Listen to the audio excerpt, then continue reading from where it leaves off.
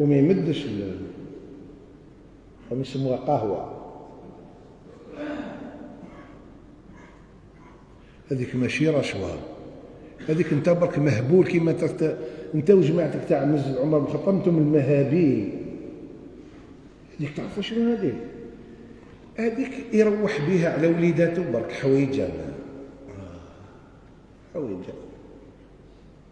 هذيك قهوة برك قهوة بها هذيك واشنو هي؟ هذيك تنفنيفة صح ما عندوش الحق، ما عندوش الحق. يحكم من الملف ويجي يقول لك خاص كارط لداخل، او لا غير خاص واحد كارط لداخل. يا لطيف يوديها واش قلتوا انتوما؟ او لا غير مازال يخص كارط ويجيبها لك بالدبلوماسي. يقول لك هذا الكارط انا ما نديرش. جماعه قالوا انا خاطينه ولا غير هو. ومن هنا كاين واحد الباب في الفقه يسموه الهديه للعمال. هو خدام، والدوله تعطي له 10 ملايين في الشهر، هو خدام. يقول لك هديه ليك. على بالك بالمنصب نتاعك، كل ما عندكش المنصب نهديو لك الهديه.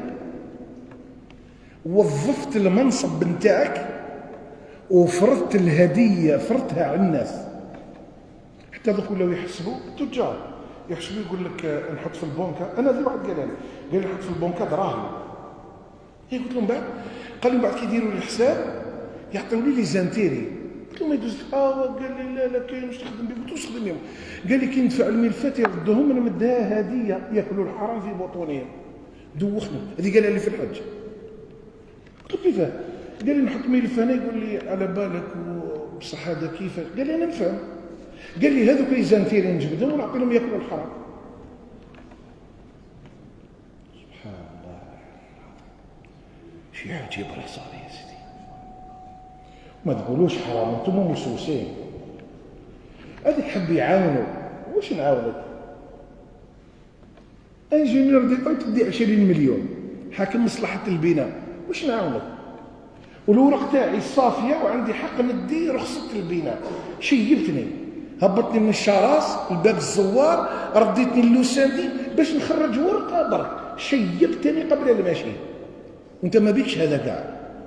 انت بعد 20 مليون تاع الدولة اللي تديها راتب صافي، راك تحوس تقول لي مازال تخص ورقة. يا وعندي خبر الورقة اللي راك تهضر عليها. أنا عارف الورقة اللي راك تهضر عليها. وعلى بالك الناس والفت الحرام هذا ولا شغل بيبرو. تعرفوا البيبرو؟ زمان حنا كي زدنا حكمنا الثدي تاع ماتنا، حكمناه ومصيناه. انا مصيت الثدي تاع فايت العامية.